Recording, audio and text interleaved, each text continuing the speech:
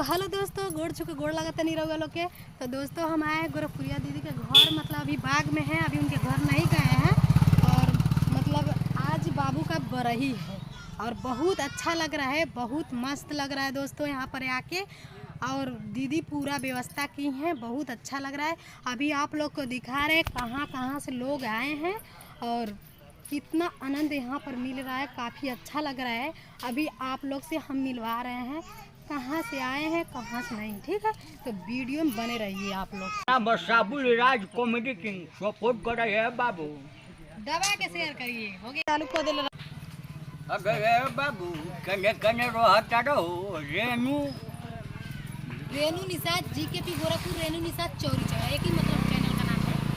अगर बाबू रेनू निषाद चौधरी चौधरी ज़्यादा से ज़्यादा कमेंट कर दी, शेयर कर दी और सब्सक्राइब ज़्यादा से ज़्यादा है बाबू करे लगन। हमने के आई बन सो गोरखपुर आ गोरखपुरिया भौजी के लड़का के बढ़िया बा।